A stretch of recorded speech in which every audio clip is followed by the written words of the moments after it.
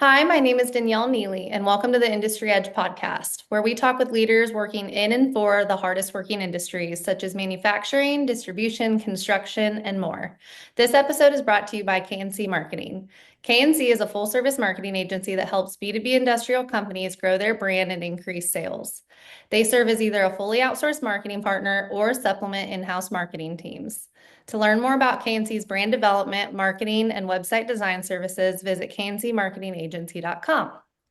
Now, today I'm thrilled to introduce Becky Sharpe to the show.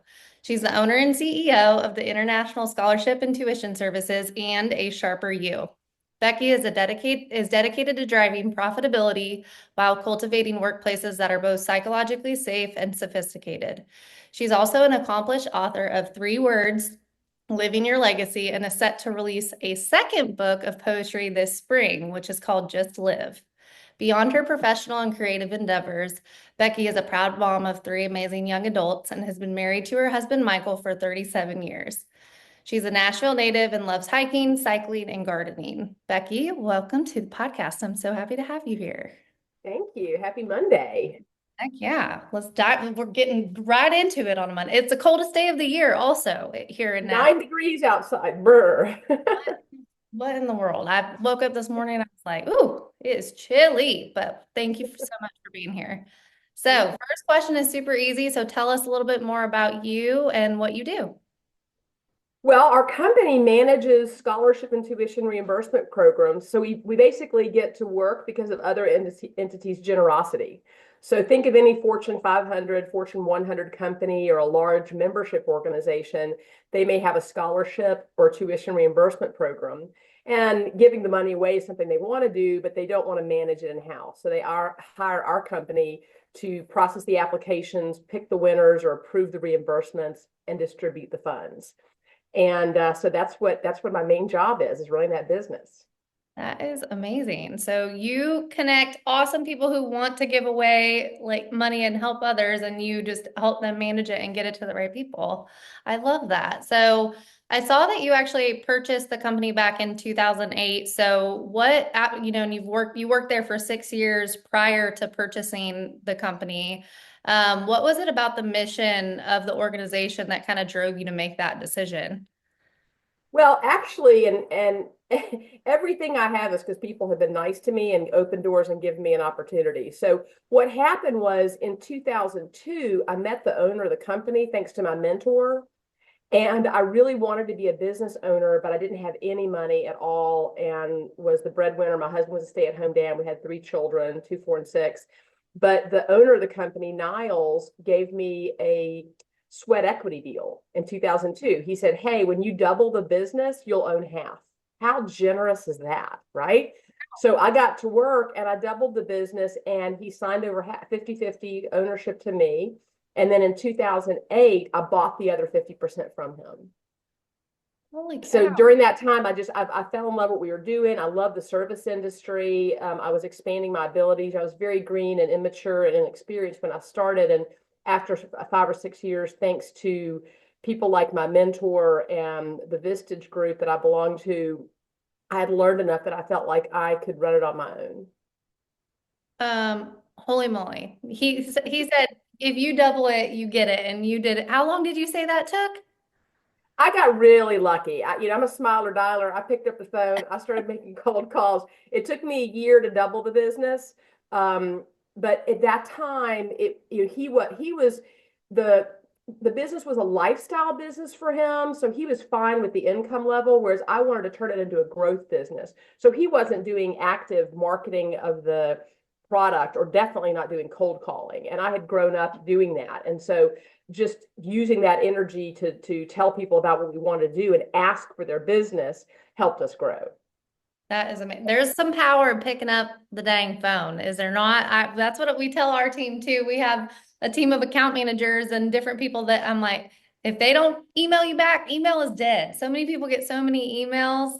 pick up the phone. It's so much easier to hear somebody's voice and you're more apt to work with them. So I love that. So I saw on your website that your guys are kind of a glass half full approach, which is something that I really resonate with my team. What does that mean for your guys' team and kind of how you run things at ISTS? Well, and it's not designed to be Pollyanna. So things happen and we need to deal with those things and be honest and tell people to feel their emotions. But I also feel that it's easy to get trapped into a woe is me mindset. And that's fine. It's just not, it just doesn't work if you work with me. I want people to be in awe the fact that they woke up alive and the fact that we have fresh water to drink and it's rare that we feel unsafe or really unsafe or have any risk of food insecurity. Now that's going on in places we absolutely see it, but in general, if you're gainfully employed, those things that are just the basics, I want people to be excited about and then take that excitement and energy and do something wonderful with a client or with a coworker.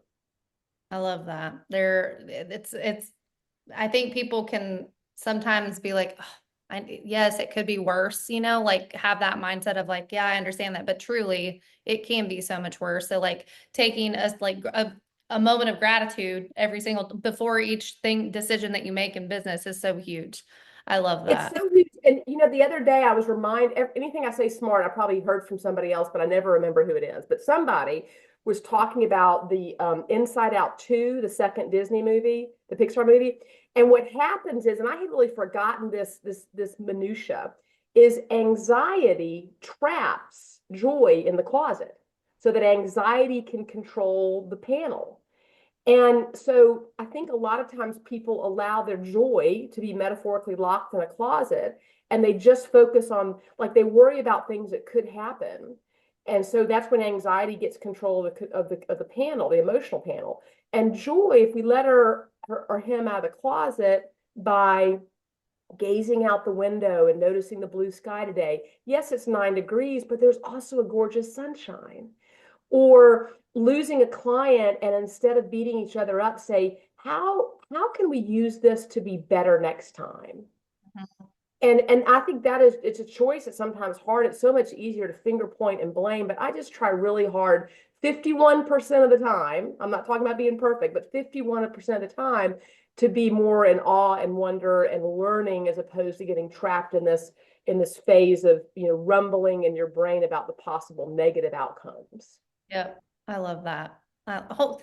You say that you got lucky. You did not get left lucky. That your energy is infectious and it just pours out of you. So there's no question or wonder why you were able to double your business in that short amount of time because of your pot. It's infectious. People don't work with companies; they work with people, and you clearly you and your people are what making your business just thrive and grow. So you gotta give yourself more credit than that. You aren't just lucky, you can tell. I love that. I love that. Okay, so talk to me a little bit about Sharper You. You do corporate workshops and mentoring. Can you share a little bit more about what those look like and how have those kind of helped supported your other business? Are they kind of helping each other? And what have you seen with that? So I'll be 60 this year in 2025. And what I realized was I have a lot of life energy left and a lot of work energy left. But if I don't have a succession plan in place for international scholarship and tuition services, and it's time for me to go, it's going to be hard. And so I've been working on a succession plan. I've been open with my team about it. I'm like, by August, our fiscal year ends in August. By August of 2030, I want to transition into something else. It maybe continue to be owner, chairman of the board, chairperson of the board, whatever it is, but not be involved in the day-to-day, week-to-week work so that other people can get to do that, right? And so as I was trying to figure out how to do that, I realized what I needed to do was have something else to go to. And so I had been thinking about writing this book. And what's really interesting is the negative voice in my head said, people don't care what you have to say, and your words are worthless. Why in the world would you write something down? Because it's no one wants to read it. And I thought, well, that's interesting. Thanks for beating me up. But I ignored that and just began to write. And what was really interesting when I started writing and sort of ignored that negative voice, oh my God, the words just came out and I was writing and writing and writing. And a friend of mine, I sent her the draft and she calls me and she goes, how's your ego today? And I'm like, good. Why? And she goes, because I was like 350 pages in, Danielle. And she goes, nobody wants to read 350 pages of what you have to say. I'm like, I know, right? But what do I do? And she says, make the first chapter that was called 3 words, make the first chapter of the book and make it be a short read. And I'm like, that's how I like to read. I like to knock something out in an hour. I don't want to be like locked into a book for weeks and weeks unless it's a, super good sci-fi fiction. And so the book is only like, I don't know, 75, 80 pages long, maybe at the most. And at first I thought, well, that's not good either. But I just leaned into it. And so writing that book then got a lot of my thoughts focused. And then I went to a business group that I'm a part of and asked them if I could present it as a workshop and for them to tell me whether they thought it worked for professionals because it's designed to be a business discussion. And they gave me some great tweaks, all of which I incorporated. And then I began to tell people about the workshop and I got booked and it's just roll. I think I've done like 130 workshops this past 2 years. I've got 50 or 60 booked for this year. I'll do anything from a short 1 hour lunch and learn to a 3.5 to 4 hour deeper dive where we just talk about the non-business type stuff that impacts how you show up as a leader, like how much sleep you get, what you're putting in your body, and who you're hanging out with. Because all those things impact how we show up as leaders, whether we like it or not. Totally. Oh my gosh. You're inspiring. You're just pouring into me even more and validating some of the things I think too. It's like with our team, it starts internally. I'm like, if you are not happy in your home life, if you do not get to go outside and go on a walk, if you need to go on a walk, you're not going to show up good for your team or for your clients or for anybody else. So it Spot does. on. That's so true. So the success, you have a succession plan in place. First off, tell me about how that, like, kind of that handing of the torch and giving up control. I know that's really hard when you've become, the go-to person and the owner in the day-to-day. I know that's something that I certainly struggle with and my business partner does. Talk to me about what that looks like for you. And have you kind of felt a relief in it, or has it been really scary and hard? Or tell me about that. Yeah, all of those things. Well, first it's coming for me. What happened was, first of all, I realized I was motivated to do it, so that helped. And just like if you're motivated to run a half marathon, if you have the idea and you get excited by it, it's more likely to happen. So I knew it was the right thing to do for me was to begin to exit the business. Secondly, I had to find people that I trusted with a capital T. And I tried and failed a couple times.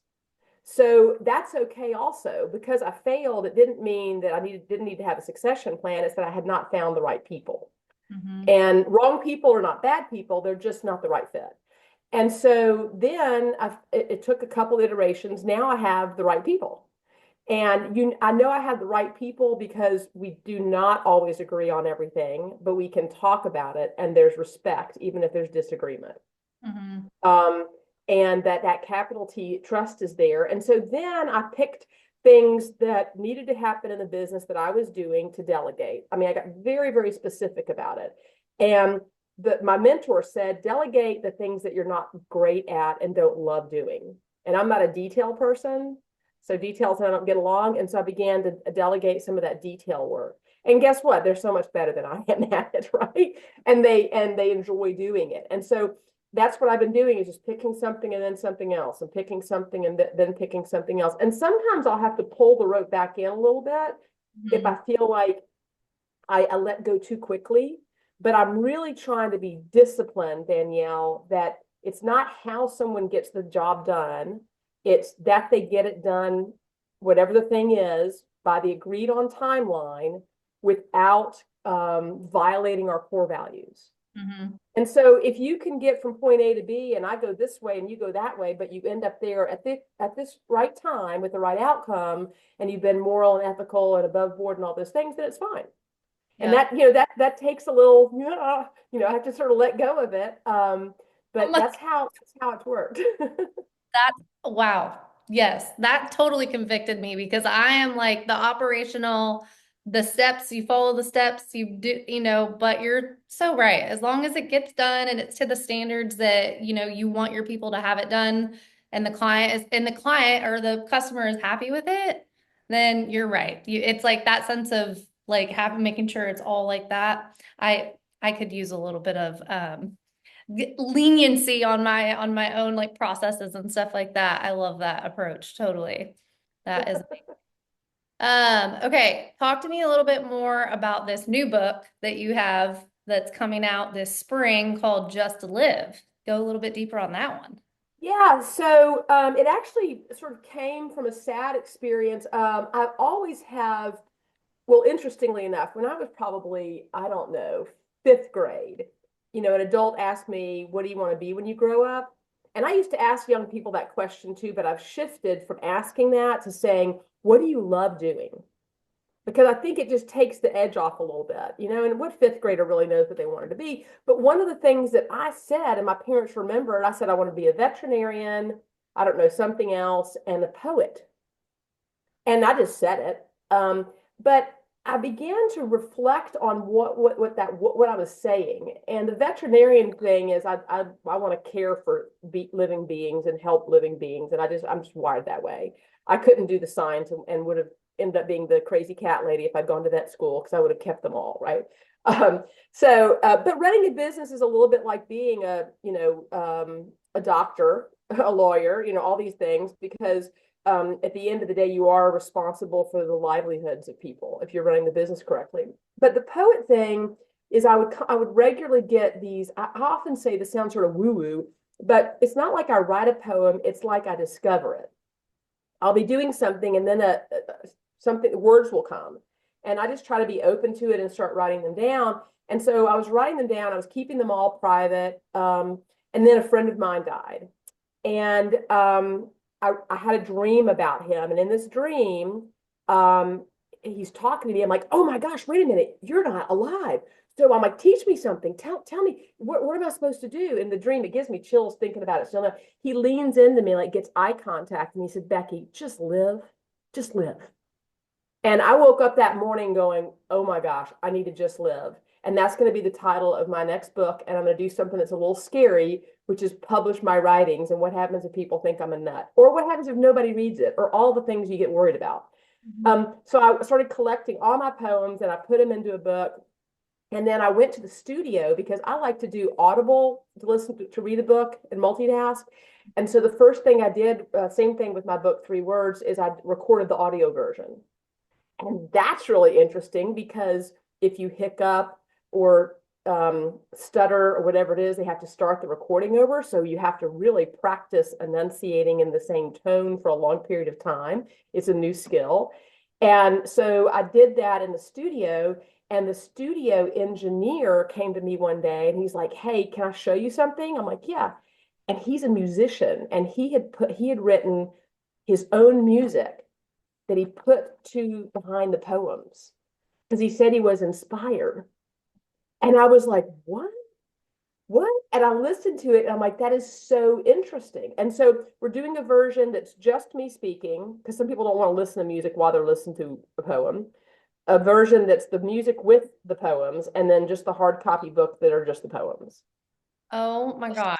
How cool. What like a timing, like right place at the right time. Also super crazy that you mentioned dreams because my podcast this morning was it was Steve Furtick. He's a pastor out of North Carolina, South Carolina, and it was called The Power of Interpretation. And it was all about interpreting dreams and what you do with it. And like it obviously it went very biblical route because it was a sermon, but oh my gosh. And then he goes and writes songs out of it.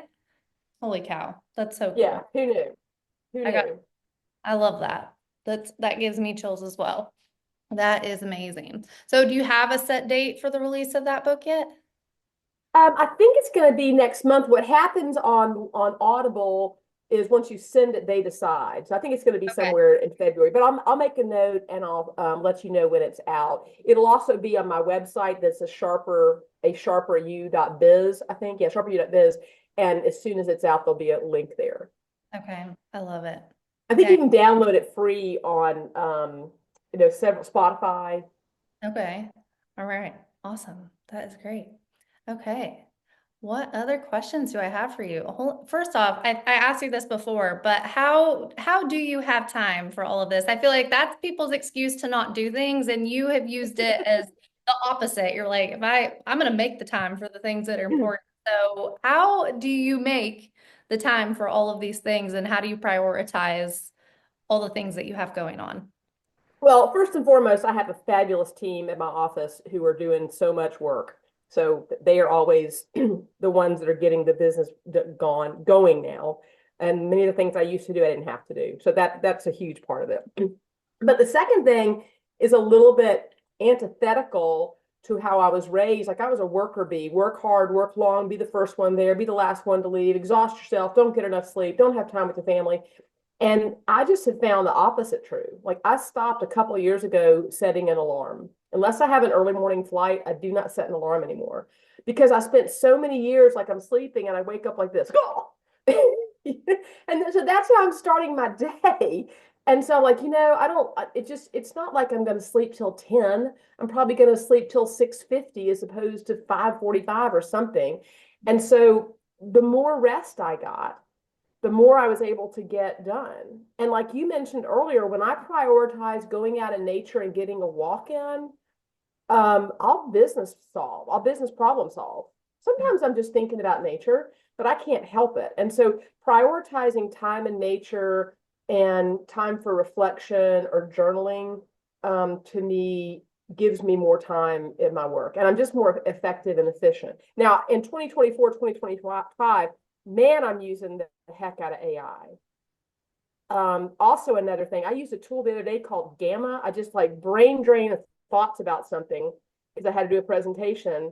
No grammar check, nothing, no punctuation, and threw it into Gamma, and it produced the most exquisite PowerPoint presentation. And I Oh. always tell people, I'm like, Gamma did this. I don't lie. But it saved me hours and hours and hours and hours. Mhm. And there Yep. were no typos. And if I had done it, there had been typos in there. You're like, also, could you t fact check and grammar check me, please? Thank you. Yeah. You don't even have to tell AI that. That's amazing. But you also have to be really clearly you brain dumped good because you can get some really wacky stuff that comes out of AI if you don't give it the right Yes. information, right? So I'm sure you were your brain dump was very thorough to be able to give it that export.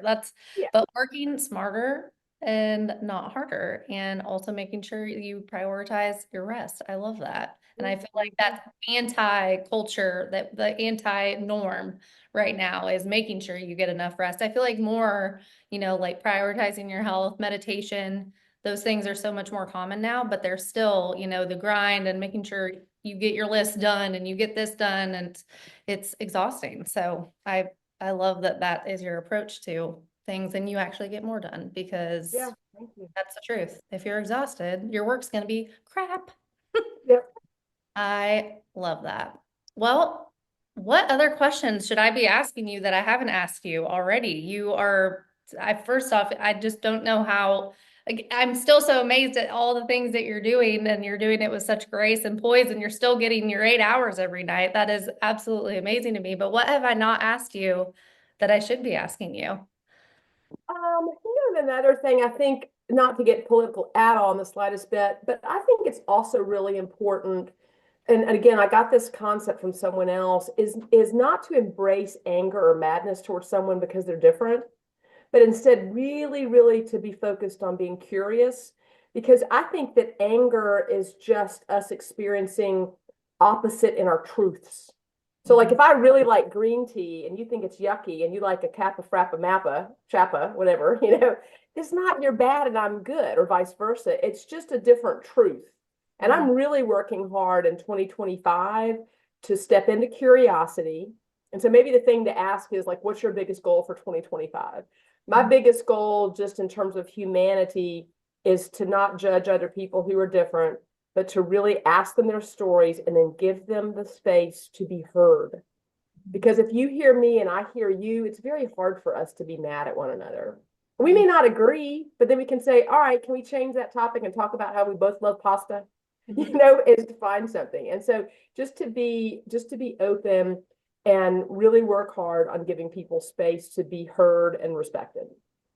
I love that. I think we can all do that. Of like my goal, I feel like it's very curiosity, yes, but like listening first, like instead of reacting and jumping like right in, like just taking the time to like listen to what somebody else's opinion may be and really come from it from a empathetic heart versus, Mhm.